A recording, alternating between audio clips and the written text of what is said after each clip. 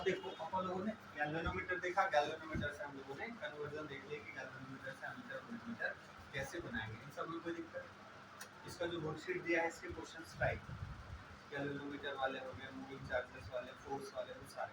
क्या लेवल 1 सबको हो गया? लेवल 1 हो गया। उसमें दो चीजें, लेवल 1 का होमवर्क और लेवल 1 बोल के क्लास का, तो दोनों हो गएगा। कोई भी एक एटलीस्ट लेवल 1 का जो क्लास वर्क वाला वो करो, लेवल 2 का क्लास वर्क शुरू करना। ठीक है, क्लियर है? अगले टॉपिक पे चलो।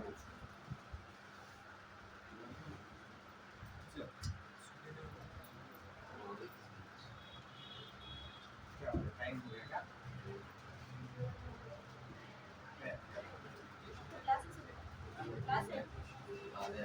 इधर देख, अभी अपन लोगों ने देख लिया, ठीक है, इसमें कोई दिक्कत। बाकी अब हम बात करते हैं थोड़ा सा और मैग्नेटिक फील्ड के बारे में। मैग्नेटिक फील्ड के बारे में, मैग्नेटिक फील्ड क्या होता है? ठीक है, सपोज करो एक करंट कैरिंग वायर है ना। मैग्नेटिक फील्ड के बारे में ऑलरेडी हम लोगों ने चर्चा तो किया है। तो मैग्नेटिक फील्ड अगर कहीं पर है, सपोज करो, तो यहाँ पर अब चीजें कैसे थोड़ा सा रिलेट करने वाला वो सुनना।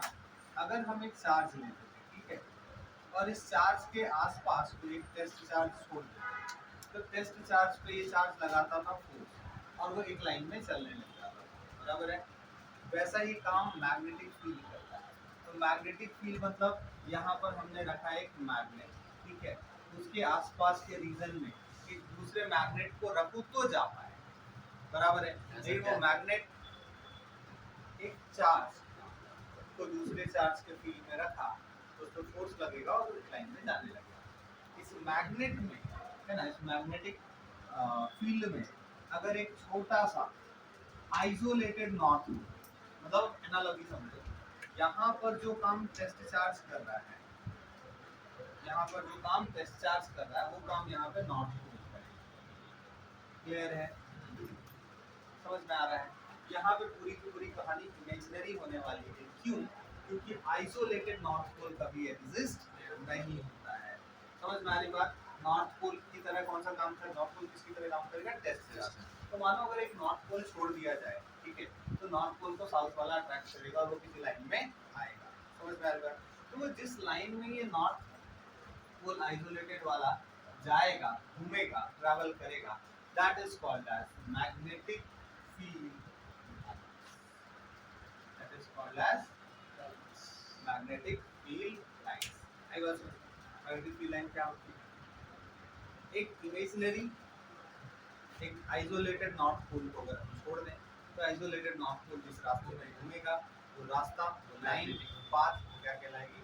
Magnetic field.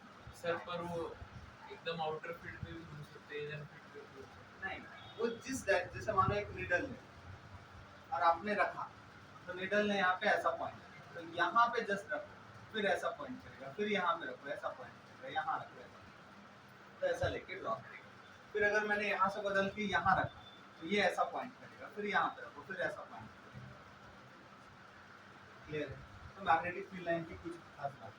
Magnetic field line always form close, है ना, मतलब जहां से चलेगा वहीं पर वापस आएगा। ठीक है, तो मतलब इसका डायरेक्शन जो होता है वो कैसा रहता है? Direction of magnetic field north to south outside the magnet and south to north inside the magnet. मतलब यहाँ से जो मैग्नेटिक फील्ड लाइंस होगी तो यहाँ से निकलेगी बाहर की तरफ, लेकिन जब अंदर जाना होगा तो साउथ से नॉर्थ। हैं। तो स्ट्रक्चर के बाद नहीं निकलेगा। नहीं, स्ट्रक्चर ये क्या है? फील्ड है ना उसका, कौन सा रीजन कहाँ तक वो फोर्स लगा सकता है, उसके बाद हो सकता है। ये तो सिर्फ समझाने के लिए कि मैग्नेटिक फील्ड अपन बोलते हैं ना, फील्ड मतलब रीजन है, एरिया जहाँ तक वो फोर्स लगा। क्लियर है? तो बहुत बड़ा, बहुत इंपॉर्टेंट है। ठीक, तीसरा, magnetic field line are crowded at the ends. यहाँ मैग्नेटिक फील्ड लाइन जो होता है यहाँ पे बहुत ज्यादा। क्लियर है? इससे वो ओवरलैप नहीं करते? नहीं, कभी भी इंटरसेक्ट नहीं करते।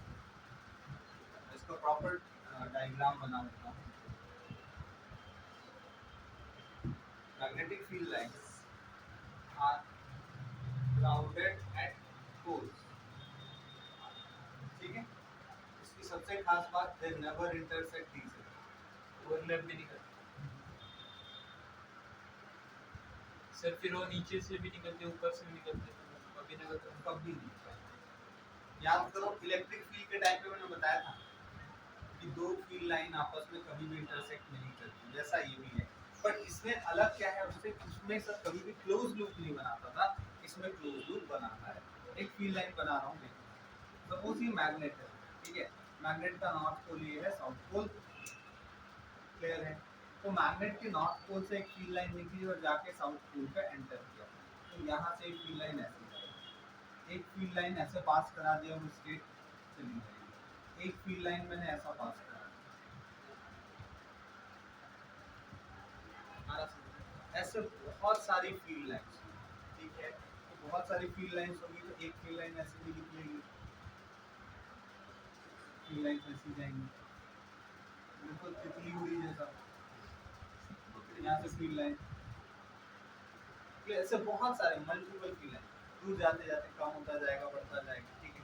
इंटरसेक्ट क्यों नहीं करेगा? इंटरसेक्ट इसलिए नहीं करेगा, अगर मानो मैंने यहाँ पे दूसरा रख दिया, तो क्या करेगा, वहां से फील्ड लाइन को लेकर अट्रैक्ट करेगा और वहां से दूसरा फील्ड लाइन निकाल देगा, तो वहां पे कभी भी इंटरसेक्शन होने वाला नहीं।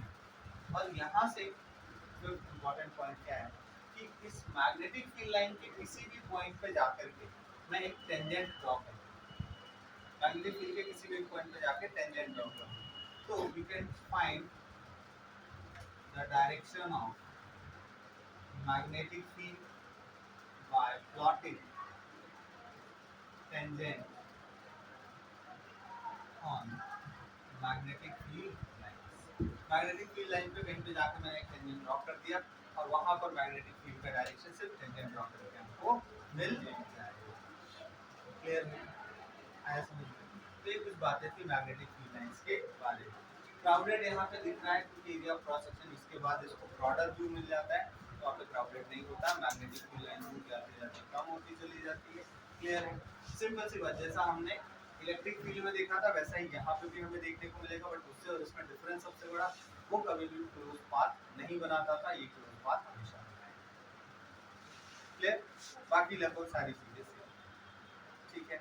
उसमें एक आइसोलेटेड पॉजिटिव चार्ज पार्टिकल जिसको हम टेस्ट चार्ज बोलते थे वो होता है, यहाँ पे एक आइसोलेटेड नॉर्थ पोल एक्सिस्ट नहीं करता है, इसलिए कई बार इसको देखोगे तो कई बुक में ऐसा भी बोला जाता है कि इसको मैग्नेटिक लाइन ऑफ फोर्सेस तो बोल सकते हैं, मैग्नेटिक लाइन ऑफ फोर्सेस तो बोल सकते हैं, लेकिन मैग्नेटिक फोर्स इसमें बोलते हैं, जैसे मैग्नेटिक लाइन ऑफ फोर्सेस है ना, मैग्नेटिक सॉरी इसको मैग्नेटिक लाइन ऑफ फोर्सेस नहीं बोल सकते हैं, कई बुक में ऐसा भी लिखा जाता है। क्यों नहीं बोल सकते?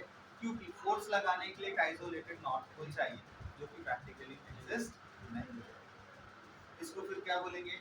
मैग्नेटिक फील्ड लाइंस ही बोलेंगे। इसको मैग्नेटिक लाइन ऑफ फोर्सेस नहीं कहते हैं, बल्कि मैग्नेटिक फील्ड लाइंस ही। क्लियर है? समझ में आ रहा है? Magnetic line of forces, magnetic line of forces इसको क्यों नहीं कहते? समझ में आया? क्योंकि आइसोलेटेड नॉर्थ पोल है नहीं, तो आइसोलेटेड नॉर्थ पोल है नहीं तो एक्चुअल में तो फोर्स लगेगा नहीं, वो पूरा इमेजिनरी है। तो पूरी कहानी कैसी है? इमेजिनरी, एक्चुअल में ही कहानी ड्रॉ कर सकते हैं, देखा जा सकता है। ऐसी फील्ड लाइन आपको विजिबल नहीं है, so these are imaginary lines. Magnetic field lines are those imaginary field lines which can be drawn just by assuming, हां दिखता है, just by assuming there is a not isolated north pole is moving in a path. Is that clear? As अब ये field line और ये थोड़ा सा bar magnet के बारे में जो मैंने आपको बताया उसको ध्यान रखो, और फिर इसी के आगे हम जाकर के डाइपोल, डाइपोल की स्ट्रेंथ, फिर बार मैग्नेट, फिर डाइपोल आएंगे, तो इलेक्ट्रिक डाइपोल और मैग्नेटिक डाइपोल दोनों साथ। क्लियर है?